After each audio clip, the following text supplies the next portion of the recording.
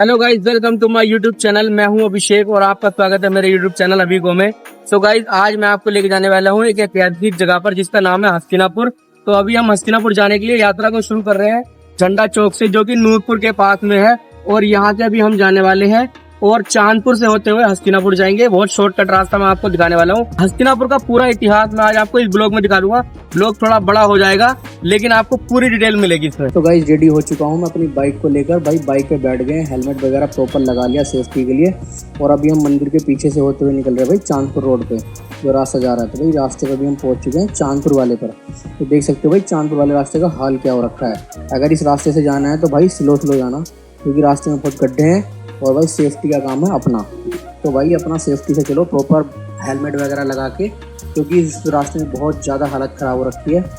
तो अभी हम पहुंच चुके हैं हीमपुर पार करेंगे, हम पहुंचेंगे भगवंत कॉलेज और शकुंतला डिग्री कॉलेज पर।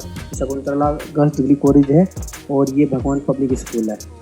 ठीक है, यहाँ से अभी हम आगे बढ़ के हम पहुँचेंगे गुलाब सिंह डिग्री कॉलेज पर। तो देख सकते हो सामने हमारे जा रही है भाई बस। मौसम हो रखा है बहुत अच्छा, मौसम भाई ठंडा हो रखा है, क्योंकि 2-3 दिन पहले ही हुई है बारिश। तो गर्मी बिल्कुल नहीं है।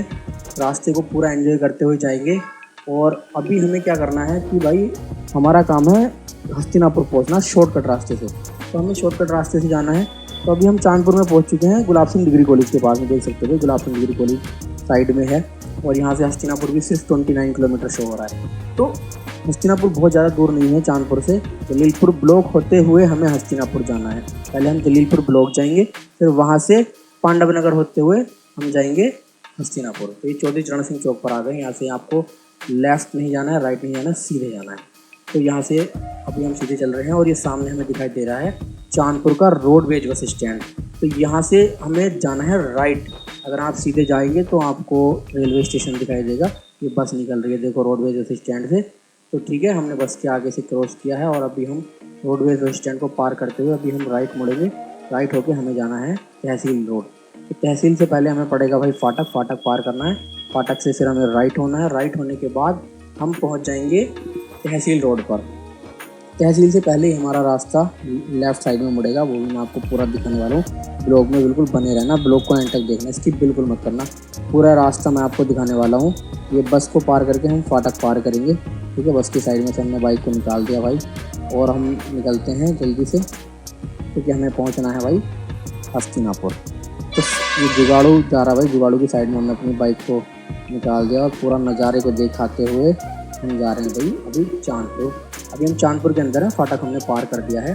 ये पूरा चांदपुर है, देख सकते हो। यहाँ पे ना रोड बनने का काम अभी चल रहा है, ये रोड चौड़ी होने का काम चल रहा है। तो साइडों में पत्थर है। तो अभी हम आ गए हैं भाई तहसील रोड पर ही, जहाँ से बिजनौर को रास्ता जाता है। अभी आगे आपको दिखाने वाला हूँ जो बिजनौर वाला रास्ता है। तो यहीं से लेफ़्ट जाएगा, यहाँ से देख सकते हो। अगर आप लेफ़्ट जाएंगे तो अम्बेड़ा होते हुए बिजनौर जा सकते हो। अम्बेड़ा से आप बिजनौर जा सकते हो, ये वाला रास्ते से, जो सामने आपको दिखाई दे रहा है। और हमें जाना है स्ट्रेट, क्योंकि हमें मुड़ना है जलीलपुर ब्लॉक वाले रास्ते पे, जो हमारे तहसील से पहले करता है। ये मंदिर देख सकते हो, भगवती माता का मंदिर और हनुमान जी का मंदिर है। ये बहुत ही अच्छा मंदिर है। आप रास्ते में रुक के यहाँ भी दर्शन कर सकते हो भगवान के। तो जल्दी से चलिए आगे चलते हैं। आगे हमें पड़ने वाला है हमारा वो मोड़, जिस पर हमें मुड़ के जाना है जलीलपुर ब्लॉक। ठीक है भाई, अभी हम रिक्शा को क्रॉस करते हैं और जल्दी से टर्न लेते हैं। ठीक है, ये वाला रास्ता, ये इस रास्ते से हमें लेना है लेफ़्ट साइड। यहाँ पे फादर सन का बोर्ड लगा हुआ है स्कूल का। ठीक है भाई, ये रास्ता थोड़ा सा ख़राब हो रखा है, आगे काफ़ी अच्छा रास्ता है। तो आगे इतना ग्रीनरी आपको देखने को मिलेगा ना इस रास्ते में, पूरा बहुत अच्छा ग्रीनरी देखने को मिलेगा। तो आगे चलते हैं और इस पूरे रास्ते को एंजॉय करते हैं। अभी ये हम पहुँच चुके हैं सरगम थिएटर, जो कि भाई चांदपुर की जान है। अपने आसपास के क्षेत्र में भाई एकमात्र सिनेमा हॉल यही है और बहुत पुराना सिनेमा हॉल है। तो भाई अगर फिल्म देखनी है तो यहाँ आओ और एंजॉय करो, अपने दोस्तों के साथ आओ और फिल्म देखो। ये जो बिट्टल हॉस्पिटल का बोर्ड लगा है, यहाँ से हमें राइट लेना है। ये मंदिर वाली रोड आ चुकी है सामने, तो हमें यहाँ से राइट होके जाना है। ठीक है भाई, अभी हम राइट हो चुके हैं और राइट होने के बाद हमें सीधे चलते जाना है। अब इस रोड को हमें कहीं नहीं छोड़ना, ये रोड हमें पकड़ के चलनी है और सीधे इस रोड पर हमें चलते जाना है। अभी इसके बाद हम पहुँचेंगे सेंधवार से ही आपको फीलिंग आने लग जाएगी भाई हस्तिनापुर की। तो देखो भाई, अभी सेंधवार पहुँच चुके हैं और देखो भाई सामने ये द्वार बना हुआ है ना भाई, ये द्वार ही आपको महाभारत जैसी चीज़ों की ना याद दिला रहा है। सामने देखो भाई, रथ बना हुआ है द्वार के ऊपर भी। मतलब ये भाई पहचान है, यहाँ हस्तिनापुर के करीब हो और महाभारत कालीन जगह के आसपास हो। ये भाई पांडव नगर चौकी है। पांडव नगर चौकी से भाई राइट हैंड मुड़ना है। अब भाई पांडव नगर चौकी से आगे का नज़ारा ना भाई देखने लायक मिलेगा। पूरा रास्ता आपको ना भाई मज़ा आने वाला है। ये रास्ता स्किप बिल्कुल मत करना, ये रास्ते में बहुत कुछ देखने मिलेगा भाई। अभी देखो यहाँ पे चावलों की खेती हो रखी है भाई भरपूर। तो भाई ये जो ना यहाँ पे सारे तरबूज, खीरा और सब्जियों की खेती हो रखी है, क्योंकि ये गंगा का एरिया है।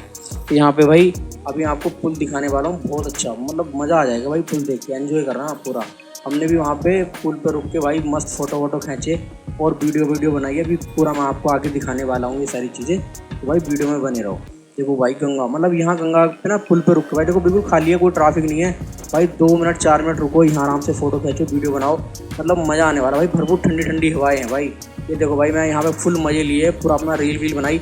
और अगर भाई मेरी रील देखनी है ना, सिनेमेटिक जो मैंने ये शूट करी यहाँ पे, इनको मैंने प्रॉपर सिनेमेटिक एडिट करके अपने इंस्टाग्राम पर डाला है। मेरा इंस्टाग्राम हैंडल है abhiko_official1। तो जाओ मेरे को वहाँ पर भी जाके फॉलो करो। फेसबुक पे भी मेरा पेज है, फेसबुक पे भी मेरी प्रोफाइल है, वहाँ पे भी जाके, फेसबुक पे अभिषेक कुमार सिंह के नाम से मेरी प्रोफाइल है, फेसबुक पेज मेरा abhishek_official1 के नाम से है। तो भाई जाओ और जाके पेज को फॉलो करो, इंस्टाग्राम पे भी फॉलो करो, और यूट्यूब को तो अब तक आई होप आपने फॉलो कर ही लिया होगा। तो भाई अगर नहीं किया है यूट्यूब पे सब्सक्राइब, तो सब्सक्राइब कर लो, क्योंकि आगे ना इतने बढ़िया इंटरेस्टिंग ब्लॉग लेके आने वाला हूँ। ब्लॉग देख के आपको मजा आएगा और इन्फॉर्मेशन मिलेगी हर ब्लॉग में। ऐसा कुछ ना कुछ आपको मैं ज़रूर शेयर करने वाला हूँ जो आपको नॉलेज देगा। तो भाई अभी हम आगे बढ़ गए हैं पुल पार करके। रास्ते बहुत चौड़े नहीं है, थोड़ा नीड़ा रास्ता है, क्योंकि रास्ते पे ना काम चल रहा है भाई। अभी ये रास्ता भी बना नहीं है, उतना डेवलप नहीं है। और ये देखो भाई सारी जगह में चावल लगे हुए हैं, चावल की खेती हो रही है। और जब यहाँ से आप गुजरोगे ना, इतनी बढ़िया खूबसूरत नज़ारा देखने को आपको मिलेगा, प्लस बहुत अच्छी खुशबू आएगी भाई, चावलों की खुशबू आपको यहाँ पे मिलेगी। मतलब मन नहीं करेगा यहाँ से जाने का ये नज़ारा देखने के बाद। ये देखो अभी भाई यात्री शेड बना हुआ था, इसके ऊपर हम चढ़ गए, और चढ़ने के बाद फिर से भाई हम अपना एक्टिंग का भाई रील बनाया हमने, और अपना शूट किया। शूट करने के बाद भाई हमने रील बनाने के बाद आगे हम निकलेंगे, और फिर हम यहाँ से निकलेंगे तो रास्ते में हमें 2 चीज़ें पड़ेंगी, एक रामराज का रास्ता और एक हस्तिनापुर का। रामराज का भी मैं किसी दिन आपको ब्लॉग दिखाऊंगा भाई, आप कमेंट करके बताना। उसमें मैं आपको दिखाने वाला हूँ मंदिर, जो कि भाई हस्तिनापुर से और महाभारत से जुड़ा हुआ है। वो दुर्वासा ऋषि जी का आश्रम है, और वहाँ पे शिव मंदिर है, बहुत सिद्ध मंदिर है, मनोकामना सिद्ध मंदिर। अगर आप वहाँ पे सच्चे दिल से कुछ भी मनोकामना मांगोगे ना, तो भाई वो आपकी पूरी होगी। तो अभी आगे हम चलने वाले हैं। तो अपना ये रील का अपना काम हमने ख़त्म कर लिया था भाई, और यहाँ से मतलब जाने का मन ही नहीं कर रहा था, इतनी प्यारी जगह थी भाई। आसपास दूर दूर तक आपको देखने में मज़ा आ रहा था। ये देखो भाई अभी हम पहुँच चुके हैं उस मोड़ पे जहाँ से रामराज और हस्तिनापुर के लिए रास्ता आता है। हस्तिनापुर यहाँ से मात्र 5 किलोमीटर है और रामराज 13 किलोमीटर है। तो राइट हैंड जाओगे तो आपको रामराज पड़ेगा। अभी हम चलने सीधे, ये रास्ते पे भी भाई काम चल रहा है, मतलब रास्ता भाई सारा बेकार हो रखा है हस्तिनापुर तक का। ये रास्ता भी बिल्कुल बन रहा है भाई, लगभग 1.5 किलोमीटर तक बिल्कुल ख़राब रास्ता है। तो यहाँ भी हम स्लो गए, और आगे चल के भाई हम लेफ़्ट हैंड मुड़ेंगे, और उसके बाद थोड़ा अच्छा रास्ता आ जाएगा। अभी यहाँ से हम राइट हैंड मुड़ेंगे, यहाँ से अच्छा रास्ता आ जाएगा, फिर बहुत अच्छा रास्ता है। तो ये ऑलमोस्ट हम अभी हस्तिनापुर में पहुँच गए। यहाँ यहीं से आपको हस्तिनापुर से रिलेटेड चीज़ें देखने को मिल जाएंगी। द्रौपदी घाट बहुत पास पड़ेगा, यहाँ से 2 कदम की दूरी पे द्रौपदी घाट है भाई, और कर्ण जी का मंदिर वो बिल्कुल पास में है यहीं से। तो अभी यहाँ पे ना एक बिल्डिंग तैयार हो रही है इस रास्ते में, जो कि भाई नेपाल वेस्ट बिल्डिंग है। जैसे नेपाल में बनी होती है ना बिल्डिंग, उस टाइप की एक बिल्डिंग बन रही है, वो भी मैं आपको दिखाने वाला हूँ। बहुत अच्छा नज़ारा है भाई। देखो पेड़ लगे हुए हैं दोनों साइडों से। इस रास्ते पे ना चलने में आपको ऑक्सीजन लेवल बहुत अच्छा मिलेगा, और ठंडी ठंडी हवा मिलेंगी भाई, बिल्कुल भी गर्मी महसूस होगी नहीं इस गर्मी के मौसम में भी। तो भाई इस रास्ते से अगर जा रहे हो ना, तो मतलब आपको एक अलग ही नेक्स्ट लेवल का मज़ा आने वाला है। ठीक है, तो चलिए अभी हम टाइम को वेस्ट नहीं करते हैं और आगे चलते हैं हम कर्ण जी के मंदिर में। आपको सबसे पहले कर्ण जी का मंदिर दिखाने वाला हूँ। कर्ण जी एक ऐसे योद्धा थे महाभारत के जो सबसे पावरफुल थे, लेकिन उनके गुरु की वजह से वो युद्ध में मारे गए थे। उनके गुरु ने उनको श्राप दिया था कि जब तुम्हें मेरी दी हुई शिक्षा की सबसे ज़्यादा ज़रूरत होगी, तब तुम्हें वो शिक्षा काम नहीं आएगी, क्योंकि उनके जो गुरु थे वो थे परशुराम, और परशुराम जी ने योद्धाओं का एक समय पे समापन कर दिया था। तो गाइस अभी हम हस्तिनापुर पहुंच चुके हैं, और अभी हम सबसे पहले हस्तिनापुर में पहुंचे हैं अंगराज कर्ण जी के मंदिर पे, जो कि महाभारत काल के एक ऐसे योद्धा थे जिनको हराना मुश्किल ही नहीं बल्कि नामुमकिन था। तो उन्हें हराने के लिए भगवान श्री कृष्ण को भी रणनीति बनानी पड़ गई थी। तो चलिए अभी मैं आपको आगे ले जाकर उनका मंदिर दिखाता हूँ। ये देख सकते हो कर्ण मंदिर, और ये रास्ता है छोटा सा, और यहाँ से हम चलेंगे और पूरा मंदिर देखते हैं आगे। देखिए मंदिर देखते हैं। तो गाइस अभी देख सकते हो मंदिर के ठीक सामने खड़े हैं और यहाँ पे जो दानवीर कर्ण थे उनका पूरा इतिहास यहाँ पे लिखा हुआ है, पढ़ सकते हो। इस मंदिर में दानवीर राजा कर्ण 1.25 मन सोना प्रतिदिन दान किया करते थे। कर्ण ने इंद्र को कवच कुंडल दान किए थे। वह विश्व प्रसिद्ध घटना इस स्थान पर घटित हुई थी। देख सकते हो अभी अब हम कितने पवित्र स्थान पर है। और ये मंदिर मैं भी आपको अंदर से दिखाने वाला हूँ। और सिर्फ यही मंदिर नहीं, यहाँ पे ऐसे ऐसे बहुत सारे पवित्र स्थान आपको देखने में को मिलेंगे। तो ब्लॉग में अंत तक बने रहिएगा। तो देख सकते हो मंदिर के अंदर का नज़ारा कुछ इस तरीके का है। सबसे शुरू में आपको हनुमान जी की मूर्ति देखने को मिल जाती है। बाकी अंदर कुछ जो है वो खाली जगह है और एक छोटा सा मूर्ति आपको यहाँ पे साइड में देखने को मिल जाती है। और जितना ये पवित्र स्थान है ना भाई, उस लेवल का यहाँ पे मतलब काम नहीं हो रखा है। उस लेवल की सजावट या उतना बड़ा मंदिर नहीं बना हुआ है। जैसे हमारे इतिहास से जुड़ा हुआ है हस्तिनापुर और महाभारत कालीन जगह है, उतना बड़ा डेवलपमेंट नहीं है, क्योंकि माता कुंती का श्राप लगा हुआ है हस्तिनापुर को। अभी हम पहुंच चुके हैं श्री अष्टापद तीर्थ और ये जैनियों का मंदिर है। यहाँ पे हमें अंदर जाना अलाउड नहीं था, तो हमने जितना हो सकता था हमने बाहर से इसका वीडियो बनाया है। यहाँ पे अंदर सिर्फ जैनियों को जाना अलाउड है, तो इसीलिए हमने यहाँ पे बाहर से ही वीडियो बनाया था। काफ़ी सुंदर मंदिर है। ये 151 फीट ऊंचा है, तो हमने बाहर से जितना हो सकता था उतना इसको कैप्चर करने की कोशिश की है। तो मैं आपको इसके अंदर के कुछ विजुअल्स दिखाता हूँ, तो आप ये अंदर से देखो। मतलब काफ़ी साफ़ सुथरी जगह है भाई, यहाँ पे बिल्कुल भी गंदगी नहीं है। जैनियों ने इसको बहुत अच्छे से मेंटेन कर रखा भाई। ग्रीनरी का भी ध्यान रखा हुआ, पेड़ पौधे अच्छे से लगे हुए हैं, साफ़ सफाई है। और आपको अंदर देखने को भी मिल रहा है कि बहुत कम लोग अंदर, क्योंकि सिर्फ जैन कैंडिडेट्स को ही अंदर जाना अलाउड है। बाकी जैन मंदिर भी हम गए हैं, वहाँ पे जैनियों के साथ साथ हम लोगों को भी अलाउड है ना, बट इसमें नहीं है जाना। तो अभी हम चल रहे हैं उस पर्वत की साइड में, जिसके अंदर माना जाता है कि राजपाट दबा हुआ है। जो पूरा हस्तिनापुर का राजपाट था वो इस पर्वत के नीचे दबा हुआ है, ऐसा लोगों का मानना है। जो हस्तिनापुर के लोकल्स हैं, हमने उनसे बात की तो उन्होंने हमें बताया कि इस पर्वत के नीचे ही पूरा हस्तिनापुर का राजपाट दबा हुआ है। तो अभी हस्तिनापुर में भाई कंस्ट्रक्शन का काम चल रहा है, नए नए मंदिरों का निर्माण हो रहा है। ये साइड में आप देख सकते हो पत्थरों पे बनी हुई मूर्तियाँ और हस्तिनापुर का इतिहास लिखा हुआ है। तो अभी हम शक्तिपीठ मंदिर पे आ चुके हैं, जो कि जयंती माता का शक्तिपीठ मंदिर है। और यहीं पास में बराबर में ही पांडव मंदिर है, पांडवेश्वर मंदिर, जहाँ पे सारे पांडव आके पूजा किया करते थे। तो भाई मंदिर को ना मैं पांडव मंदिर को अंदर से दिखाने वाला हूँ, क्योंकि इस मंदिर में माना जाता है कि जो द्रोणाचार्य के पुत्र अश्वत्थामा थे, वो आज भी इस मंदिर में शिवलिंग के ऊपर फूल चढ़ाने आते हैं। ये आज भी माना जाता हो। यहाँ के बहुत लोगों ने पुराने टाइम पे देखा हुआ है कि कोई 10 से 12 फीट की हाइट का कैंडिडेट आता है और वो फूल चढ़ा के सुबह सुबह शिवलिंग पे और गायब हो जाता, चला जाता है कहीं। तो आज तक वो किसी के पकड़ में नहीं आए। शनिदेव शक्तिधाम मंदिर यहाँ पे देख सकते हो। आगे शिव जी का बहुत ही पवित्र स्थान, शिव जी का मंदिर है। तो यहाँ से देख सकते हो, ये हम एक पर्वत सा बना हुआ है उसके ऊपर हैं। अभी मैं आपको साइड से दिखाने वाला हूँ, और आगे ना इसकी पूरी दूसरी साइड जाके भी मैं आपको ये पर्वत दिखाऊंगा। किस तरह से ये एक ऐसा लगेगा आप पहाड़ों पे आ गए हो। और इसी पर्वत के नीचे माना जाता है कि जो हस्तिनापुर का जो राजपाट था ना, जो महल थे जहाँ पे सारे पांडव कौरव रहते थे, राज करते थे ना, वो इसके नीचे ही दबा हुआ माना जाता है। ये मंदिर है जो महाभारत काल के ज़माने से है, और ये पेड़ भी बहुत पुराना है। तो यहाँ पे लोग पूजा करने आते हैं, बहुत बहुत दूर से घूमने आते हैं। तो इस मंदिर की बहुत मान्यता है। कभी भी आप हस्तिनापुर आ रहे हो तो इस मंदिर को ज़रूर जाना। और यहाँ पे भाई जो नज़ारा था ना वो बहुत प्यारा था, इसलिए हमने कुछ समय यहाँ बैठ के जो अपना समय बिताया और कुछ रील बनाने की भी कोशिश की। तो अभी हम आ चुके हैं भाई पांडवेश्वर मंदिर में। ये वो मंदिर है भाई जहाँ पे सारे पांडव, पांचों भाई आके पूजा किया करते थे, भगवान शिव की पूजा किया करते थे। तो इसमें जो प्राकृतिक रूप से उत्पन्न शिवलिंग है, और ये वही शिवलिंग है जिसके ऊपर माना जाता है कि जो द्रोणाचार्य के पुत्र अश्वत्थामा थे, वो इसके ऊपर आज भी फूल चढ़ाने कभी कभी आते हैं। और अब मुझे नहीं पता इस बात में कितनी सच्चाई है कि वो अब आते हैं या नहीं आते हैं, लेकिन वहाँ के जो लोकल से हमारी बात हुई, उन्होंने कहा कि पहले टाइम पे बहुत बार लोगों ने देखा है कि कोई 10 से 12 फीट की हाइट का कैंडिडेट यहाँ आके फूल चढ़ा के जाता है, बहुत सवेरा सवेरा सुबह के टाइम में। तो ये देख सकते हो मंदिर के अंदर का कुछ इस तरीके का नज़ारा है, आश्रम टाइप से बना हुआ है, और चारों कोनों में गुफा बनी हुई है इस मंदिर में। तो ये यहाँ भी शिवलिंग लगी हुई है पेड़ के नीचे, देख सकते हो। और भाई आप सामने से जब जाके देखोगे ना मंदिर को, तो आपको एक शांति, एक सुकून और आपको लगेगा कि आप ऐतिहासिक जगह पर हो, ऐसा आपको फील होगा। अभी धीरे धीरे हस्तिनापुर में डेवलपमेंट होना शुरू हुआ है, लेकिन हस्तिनापुर बिल्कुल ऐसा लगता नहीं है कि यह कोई महाभारत काल की जगह है। बहुत ज़्यादा डेवलपमेंट यहाँ नहीं है। हिंदू धर्म से ज़्यादा यहाँ पे जैनियों का डेवलपमेंट है, क्योंकि हस्तिनापुर सिर्फ हिंदू धर्म के लिए नहीं बल्कि जैन धर्म के लिए भी जाना जाता है, क्योंकि 3 दिगंबरों का जन्म भी हस्तिनापुर में ही हुआ था।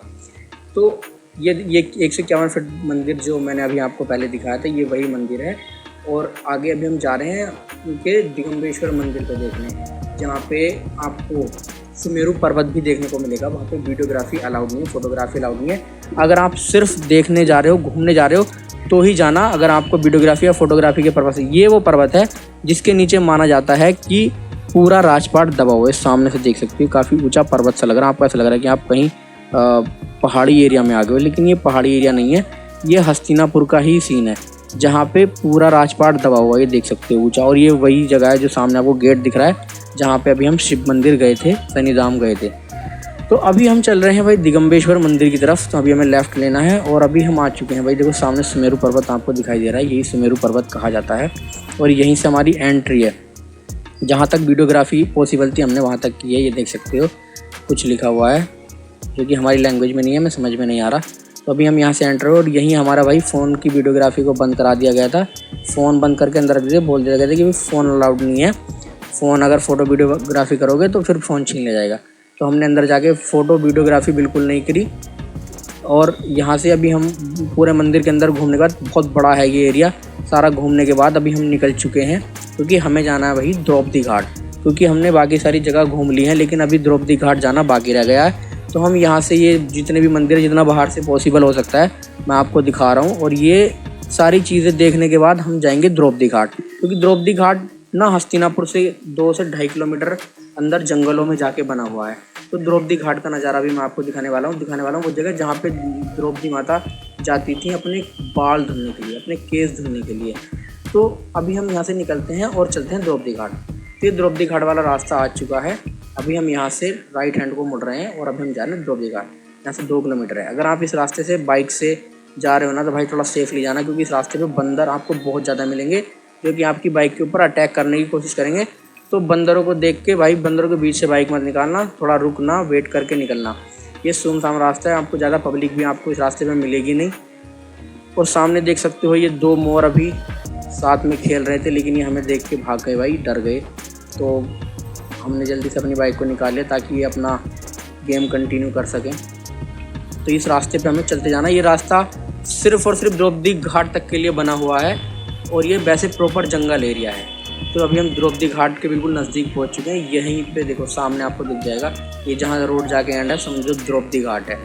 तो भाई द्रौपदी घाट का भी अभी कंस्ट्रक्शन चल रहा है, अभी यहाँ पे काम चल रहा है, द्रौपदी घाट पे भी बन रहा है। तो मतलब अब यहाँ अभी अब से पहले कुछ भी यहाँ पे डेवलपमेंट बिल्कुल नहीं था हस्तिनापुर में। अभी धीरे धीरे आपको देखने से ऐसा लग रहा हो कि आप किसी प्राइमरी या जूनियर स्कूल में आ गए हो, ऐसा आपको लगेगा, लेकिन ये एक्चुअली द्रौपदी घाट है सामने जो आपको दिखाई दे रहा है।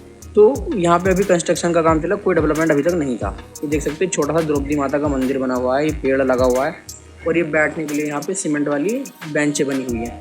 ये कुछ इस तरीके का हाल हो रखा है भाई, बिल्कुल कहीं से भी नहीं लग रहा कि भाई ये द्रौपदी घाट है। कोई डेवलपमेंट नहीं है, कुछ फैसिलिटी नहीं है। ये देख सकते हो ये है वो द्रौपदी घाट। ये यहाँ पे माता अपने बाल धुलने के लिए आती थी, अभी इसको बनवा दिया गया है, पहले इसका हाल इससे भी ज़्यादा ख़राब था। तो अभी सरकार ने धीरे धीरे काम यहाँ पे कराना चालू के लिए कर दिया है। हो सकता है आने वाले समय में जब आप कभी विजिट करोगे तो वहाँ का नज़ारा और अच्छा हो। तो अभी भाई हमें घर की वापसी करनी है, तो अभी हम चलते हैं अपने घर की तरफ, और आगे मैं आपको हस्तिनापुर का पूरा इतिहास बताने वाला हूँ।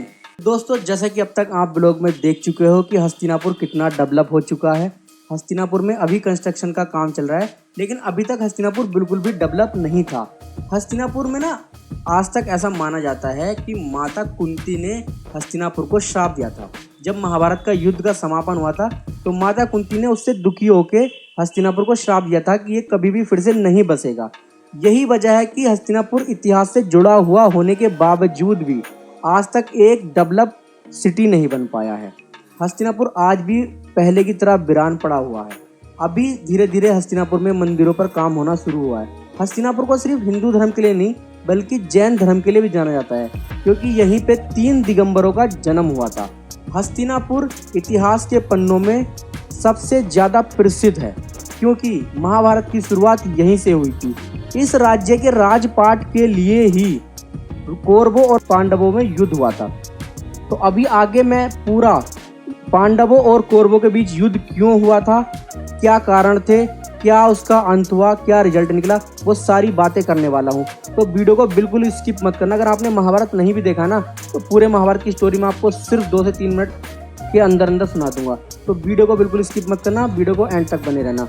महाभारत की जो शुरुआत हुई थी ना, वो राजा शांतनु से हुई थी। राजा शांतनु को प्रेम हुआ माता गंगा से, तो उन्होंने माता गंगा से विवाह किया। विवाह के समय पे माता गंगा ने उनसे एक वचन लिया था कि मैं कभी भी कुछ भी करूंगी, उसके लिए आप मुझसे सवाल जवाब नहीं करेंगे। तो राजा शांतनु ने उस टाइम प्रेम में आकर वो वचन उनको दे दिया था। राजा शांतनु और माता गंगा के विवाह के बाद उनको लगातार 7 पुत्र पैदा हुए, और 7 के 7 पुत्रों को माता गंगा ने गंगा में बहा दिया था। तो राजा शांतनु इस चीज से बहुत दुखी हो गए थे। अंत में जब उनको 8वां पुत्र पैदा हुआ, जिसका नाम था देवव्रत, तो राजा शांतनु ने माता गंगा को उसे गंगा में बहाने से रोक दिया था। वहीं माता गंगा से उन्होंने पूछा था कि ऐसा आज तक आप क्यों करते आ रहे हो, क्यों आपने 7 के 7 पुत्रों को पानी में बहा दिया है। तो माता गंगा ने उनके सवाल का जवाब दिया था कि ये 7 के 7 देवता थे और ये श्रापित थे, इनको श्राप से मुक्ति दिलाने के लिए उन्होंने ऐसा किया है। ये बात सुनकर राजा शांतनु शांत हो गए थे, और उन्होंने माता गंगा से प्रार्थना की थी कि कृपया करके मेरे 8वें पुत्र को गंगा में ना बहाओ और ये मुझे सौंप दो। तो ऐसा करने पर उनका वचन टूट गया था, जिस वजह से माता गंगा उस दिन के बाद राजा शांतनु से अपना रिश्ता खत्म करके चली गई थी। उसके बाद राजा शांतनु का दूसरा विवाह हुआ माता सत्यवती से। सत्यवती के जो पिता थे वो चाहते थे कि आगे चल के जो सत्यवती की संतान हो, आने वाले समय में वो वहाँ के राजा बने। यही वजह थी कि जो शांतनु महाराज के जो पुत्र थे देवव्रत, उन्होंने अपने पिता की ऐसी दशा देख के उनको वचन दिया था कि वो कभी विवाह नहीं करेंगे। ये भी जो देवव्रत थे आगे चल के भीष्म पितामह के नाम से जाने गए। तो इसीलिए भीष्म पितामह ने अपने पिता के वचन को निभाने के लिए कभी शादी नहीं की थी। तो वो आगे चल के एक बड़े योद्धा बने। उनको इच्छा मृत्यु का भी वरदान था, क्योंकि वो गंगा के पुत्र थे। तो आगे हम जानेंगे कि किस तरह से उनका पूरे महाभारत में योगदान रहा है भीष्म पितामह का, किस तरह से उन्होंने पांडवों और कौरवों की रक्षा की है हमेशा। तो आगे चल के माता सत्यवती को 2 पुत्र की प्राप्ति हुई थी, जिनमें से एक का नाम था धृतराष्ट्र और दूसरे का नाम था पांडु। तो धृतराष्ट्र दृष्टिहीन थे, जिस वजह से वो राजा नहीं बन सकते, इसलिए आगे चल के पांडु वहाँ के राजा बने। पांडु को 5 पुत्र हुए, और वहीं धृतराष्ट्र को 100 पुत्र हुए थे, और उन 100 पुत्रों में सबसे बड़े थे दुर्योधन। दुर्योधन बचपन से ही झगड़ालू प्रवृत्ति के थे, तो इसीलिए उन सबकी शिक्षा का जो व्यवस्था की गई थी, तो शिक्षा का जो भार सौंपा गया था वो गुरु द्रोणाचार्य को सौंपा गया था। जो गुरु द्रोणाचार्य थे उन्होंने ही पूरे सभी कौरवों और पांडवों की शिक्षा कराई थी। तो अभी हम जानेंगे कि किस तरीके से गुरु द्रोणाचार्य ने इन कौरवों और पांडवों को शिक्षा दी थी। इन सबको गदा युद्ध और शस्त्र चलाने सिखाए थे द्रोणाचार्य ने। गुरु द्रोणाचार्य के सबसे मुख्य जो शिष्य थे वो थे अर्जुन। गुरु द्रोणाचार्य को अर्जुन से एक अलग ही लेवल का लगाव था, तो वो गुरु द्रोणाचार्य अर्जुन पर विशेष ध्यान देते थे। यही वजह थी कि अर्जुन सर्वश्रेष्ठ धनुर्धर के नाम से जाने जाते हैं। गुरु द्रोणाचार्य ने अर्जुन को दिए हुए वचन की वजह से एकलव्य का अंगूठा मांग लेता हाथ का, क्योंकि गुरु द्रोणाचार्य जानते थे अगर एकलव्य को शिक्षा मिली तो वो अर्जुन को पीछे छोड़ सकते हैं। यही वजह थी कि उन्होंने गुरु द्रोणाचार्य ने एकलव्य का अंगूठा मांग लेता, और एकलव्य ने हंसते खेलते वो अंगूठा उनको दान कर देता, क्योंकि वो उनको सच्चे दिल से गुरु मानते थे। एक ऐसे योद्धा भी थे महाभारत में जिनका एक बहुत बड़ा योगदान रहा है, वो थे दानवीर अंगराज कर्ण। अंगराज वैसे तो माता कुंती के पुत्र और पांडु थे, लेकिन उन्होंने युद्ध में ना कौरवों का साथ दिया था। उसका क्या रीजन था वो मैं आपको आगे बताऊंगा। सूर्य पुत्र होने की वजह से अंगराज को दानवीर अंगराज कर्ण के साथ साथ सूत पुत्र भी कहा जाता था। सूर्य का पुत्र होने की वजह से अंगराज को सूत पुत्र कहा जाता था। वो कुंती और सूर्य के पुत्र थे। जन्म से ही अंगराज कर्ण के पास कवच और कुंडल थे, जो उनका एक प्रोटेक्शन देते थे, उनको कोई मार नहीं सकता, युद्ध में हरा नहीं सकता था। तो जो कर्ण थे उन्हें ना कोई शिक्षा नहीं दे रहा था, वो कहीं भी जाते थे, किसी भी के पास जाते थे, सूत पुत्र होने की वजह से उन्हें कोई भी धनुर्विद्या की शिक्षा नहीं देता। इसलिए उन्होंने झूठ बोलकर गुरु परशुराम को अपना गुरु बनाया था। लेकिन जब उनकी शिक्षा पूरी हो गई थी तो एक दिन परशुराम आराम कर रहे थे और कर्ण उनको हवा कर रहे थे। हवा करते करते एक पंछी ने उनको काट लिया, लेकिन उन्होंने वो दर्द सहन कर लिया। उसके बाद जब परशुराम को ये बात पता चली, बिल्कुल भी दर्द नहीं हुआ, तो वो समझ गए कि ये कोई पंडित नहीं बल्कि योद्धा है, ये एक क्षत्रिय है। यही वजह थी कि उन्होंने श्राप दिया था कि जब भी तुझे मेरी शिक्षा की सबसे ज़्यादा ज़रूरत होगी उस समय पे तू ये शिक्षा भूल जाएगा। इसीलिए अंगराज कर्ण जब युद्ध के अंत में अपने अस्त्र शस्त्र चलाने का प्रयास कर रहे थे तो वो वहाँ पे उनको समझ में ही नहीं आ रहा था कि उनको ये अस्त्र शस्त्र यूज कैसे करने हैं। तो उसके बारे में हम आगे बात करेंगे। तो यहाँ अंगराज कर्ण और सभी कौरवों की शिक्षा पूरी होने के बावजूद इनको सबको अपने अपने राज्य संभालने के लिए पूर्ण रूप से गुरु द्रोणाचार्य ने इनको तैयार कर दिया था। गुरु द्रोणाचार्य के एक पुत्र भी थे अश्वत्थामा, उनके बारे में भी बहुत ज़्यादा रहस्य हैं इस महाभारत में, वो भी मैं आपको आगे बताऊंगा। तो अब हम बात करेंगे माता द्रौपदी के बारे में, जो कि महाभारत का सबसे मुख्य करैक्टर है। माता द्रौपदी की ऊपर ही ये पूरा महाभारत हुआ था। क्यों हुआ था, कैसे हुआ था, ये सारी बातें अभी मैं आपको बताने वाला हूँ। माता द्रौपदी का जब स्वयंवर हुआ था तो दूर दूर से राजा बुलाए गए थे, राजकुमार बुलाए गए थे स्वयंवर के लिए। लेकिन स्वयंवर में एक चुनौती रखी गई थी कि एक पानी के प्याले के ऊपर एक मछली लगाई गई थी और मछली को की आँख को भेजना था उस पानी के अंदर देख के। तो ऐसा प्रयास बहुत दूर दूर के राजाओं ने किया लेकिन कोई सफल नहीं हुआ। आखिर में अर्जुन ने ये प्रयास किया और अर्जुन सफल हुए और उनकी जो विवाह हुआ वो अर्जुन के साथ हुआ। लेकिन माता कुंती की वजह से उन्हें 5 भाइयों की पत्नी बनना पड़ा। अर्जुन ने घर जाने के बाद माता से बोला कि माता मैं आपके लिए एक उपहार लेके आया हूँ। तो कुंती माता ने पीछे बिना देखे ही बोल दिया कि जो भी उपहार लाए हो 5 आपस में बांट लो। इस वचन के कारण ही द्रौपदी को 5 की पत्नी बनना पड़ा था। महाभारत की असली शुरुआत तब हुई जब दुर्योधन ने अपने मामा शकुनी के साथ एक षड्यंत्र रचा, जिसमें वो धर्मराज युधिष्ठिर को जुए में हराना चाहते थे।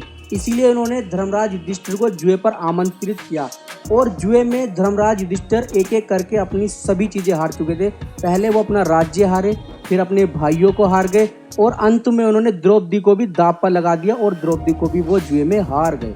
जब द्रौपदी को वे जुए में हार गए तो दुर्योधन ने द्रौपदी के चीर हरण का प्लान बनाया और द्रौपदी का चीर हरण करने का राज दरबार में कोशिश की। लेकिन उसी समय द्रौपदी ने भगवान श्री कृष्ण से सहायता मांगी।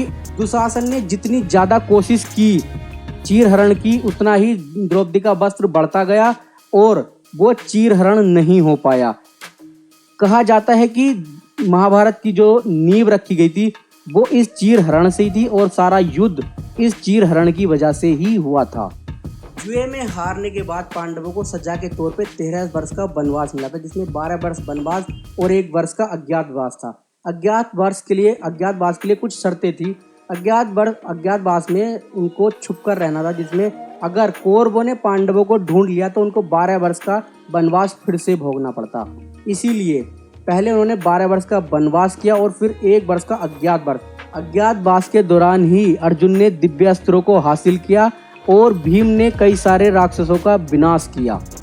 अज्ञातवास खत्म होने के बाद पांडवों ने अपना राज्य मांगा, लेकिन दुर्योधन ने उनको सुई की नोक के बराबर भी जमीन देने के लिए मना कर दिया था। इसीलिए युद्ध की योजना बनाई गई थी। युद्ध से पहले भगवान श्री कृष्ण के पास अर्जुन और दुर्योधन दोनों गए थे, लेकिन दुर्योधन ने नारायणी सेना का चयन किया था और अर्जुन ने भगवान श्री कृष्ण का चयन किया था। तो भगवान श्री कृष्ण ने युद्ध में शस्त्र और अस्त्र उठाने के लिए मना किया था, तो इसीलिए वो अर्जुन के सारथी बने थे। युद्ध के शुरुआत में ही जब अर्जुन ने अपने अस्त्र गिरा दिए थे और कहा था कि मैं अपनों के सामने युद्ध नहीं कर सकता, तब भगवान श्री कृष्ण ने उन्हें गीता का सबसे प्रमुख वाक्य कहा था कि पार्थ तुम सिर्फ कर्म करो, फल की चिंता मत करो। उसके बाद ही अर्जुन ने युद्ध शुरुआत किया था। महाभारत का युद्ध 18 दिनों तक चला था। भीष्म, द्रोणाचार्य, कर्ण एक एक करके सभी महान योद्धा युद्ध में मारे गए थे और साथ में लाखों सैनिक भी मारे गए थे। द्रोणाचार्य को अश्वत्थामा की झूठी खबर सुनाकर कमजोर किया गया था ताकि उनको युद्ध से हटाया जा सके। द्रोणाचार्य ने ही चक्रव्यूह का निर्माण किया था। वहीं पे अर्जुन के पुत्र अभिमन्यु का वध किया गया था धोखे से। जब भगवान श्री कृष्ण ने अर्जुन को बताया कि उनका पुत्र अभिमन्यु मारा जा चुका है, तब अर्जुन बहुत रोए थे और बहुत गुस्सा हुए थे। लेकिन जब कर्ण से अर्जुन का युद्ध चल रहा था तो वो एक समय पे कर्ण निहत्थे हो गए थे, तो अर्जुन ने वार करने से रोक दिया था। तभी भगवान श्री कृष्ण ने उनको कहा था कि वार करो पार्थ। तो अर्जुन ने कहा कि प्रभु वो अभी निहत्था है। तो उन्होंने कहा कि तुम्हारा पुत्र भी निहत्था था चक्रव्यूह में, लेकिन इन्होंने दया नहीं करी। तो उन्होंने वहां पे बताया था कि अगर तुम्हारा शत्रु तुम्हारे साथ गलत कर रहा है तो तुम उसके साथ गलत करोगे तो भी सही है। तो ये चीज महाभारत से सीखने को मिलती है कि आपका शत्रु आपके लिए शत्रु ही है, वो चाहे निहत्था हो या शस्त्र के साथ हो। शिखंडी की सहायता से भीष्म पितामह का अंत हुआ। धीरे धीरे करके सारे योद्धाओं को मार गिराया। महाभारत में लाखों लोग मारे गए थे, जिस वजह से माना जाता है कि महाभारत में लगभग 16 लाख योद्धाओं का अंत हुआ था। महाभारत के युद्ध के बाद एक बार को हस्तिनापुर और कुरुक्षेत्र पूर्ण रूप से उजड़ गए थे। इसीलिए माता कुंती इतनी दुखी हो गई थी, उन्होंने हस्तिनापुर को श्राप ही दे दिया था कि आने वाले समय में हस्तिनापुर फिर से कभी भी नहीं बसेगा, यहाँ कभी कोई राजा नहीं बनेगा, राज्य नहीं बनेगा। उसके बावजूद जब युद्ध समाप्त हो गया, उसके बाद युधिष्ठिर वहाँ के राजा बने।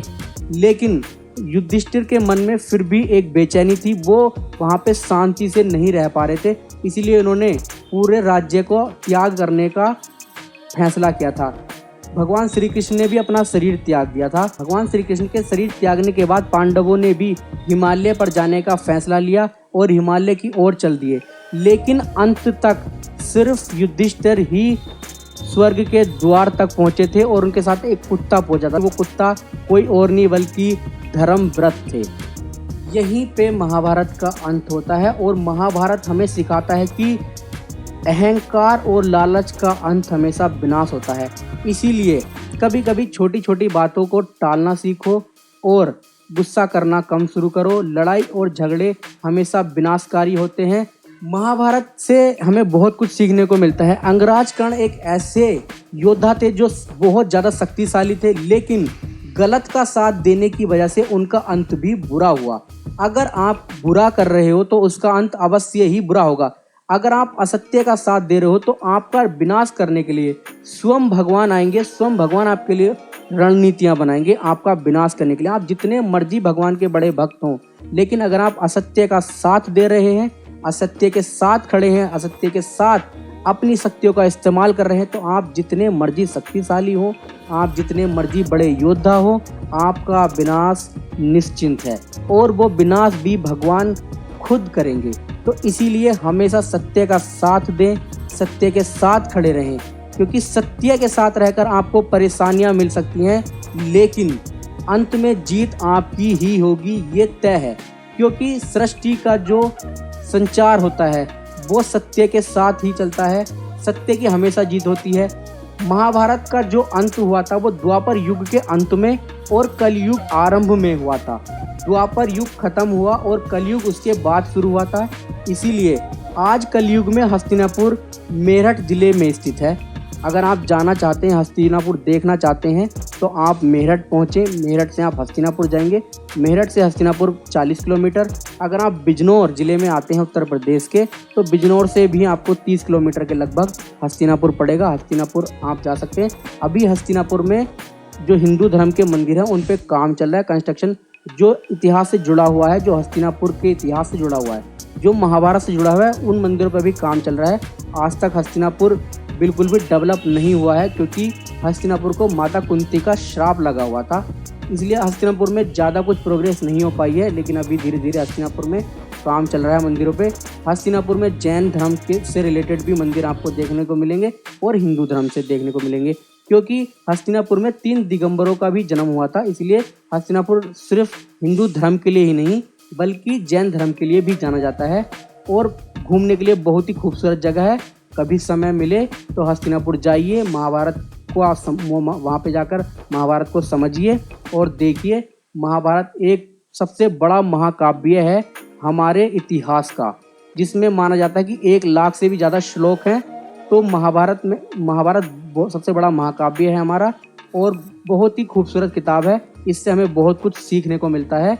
मिलते हैं अगली वीडियो में एक इंटरेस्टिंग वीडियो के साथ, इस तरह की ही इंफॉर्मेटिव वीडियो के। अगर आप चाहते हैं कि मैं किसी भी इतिहास से जुड़ी हुई चीज़ के ऊपर वीडियो बनाऊं या ब्लॉग बनाऊं वहां जाकर, तो आप कमेंट में मुझे बता सकते हैं।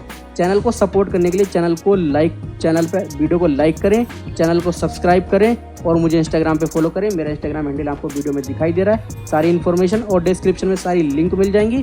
तो चलिए मिलते हैं अगली वीडियो में एक और इन्फॉर्मेटिव वीडियो और इतिहास से जुड़ी हुई चीज़ों के साथ। धन्यवाद। मैं आपका अभिषेक।